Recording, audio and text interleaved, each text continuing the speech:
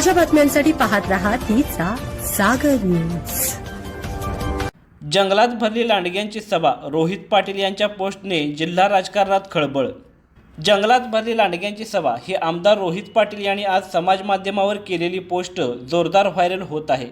आमदार रोहित पाटील यांच्या या पोस्टने सगळ्यांचे लक्ष वेधून घेतले आहे। रोहित पाटील यांचा रोख कोणाकडे याची चर्चा मतदारसंघात सुरू झाली आहे। आमदार पाटील समाज माध्यमावर सक्रिय असतात। आज त्यांनी एक पोस्ट व्हायरल केली। यात ते लांडग्यांची सभा भरली, मुद्दा होता वाघाची जागा घेण्याचा, असे ते म्हणतात। ही पोस्ट सध्या व्हायरल होत आहे। यात नक्की रोहित पाटील यांना काय म्हणायचे आहे याबद्दल उलटसुलट प्रतिक्रिया आहेत।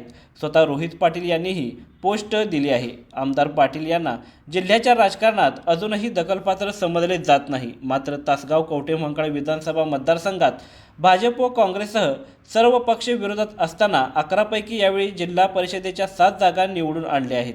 कवठेमहांकाळ पंचायत समितीतही एक हाती ताब्यात घेतली आहे। कवठेमहांकाळ पंचायत समितीही एक हाती ताब्यात घेतली आहे।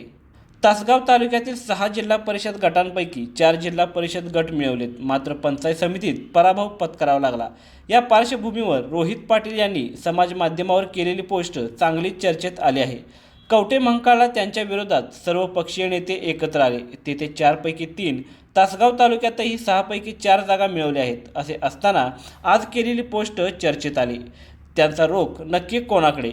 कवठेमहांकाळमध्ये माजी मंत्री अजितराव घोरपडे, माजी खासदार संजय काका पाटील यांच्यासह भाजप सर्व गटतट एकत्र आले होते। तासगावमध्ये रोहित पाटील यांच्या विरोधात संजय पाटील असा सामना झाला होता। आता निवडणुकीनंतर जिल्हा परिषदेत एकत्र येण्याची शक्यता असताना रोहित पाटील यांनी केलेली पोस्ट चर्चेचा विषय बनली आहे।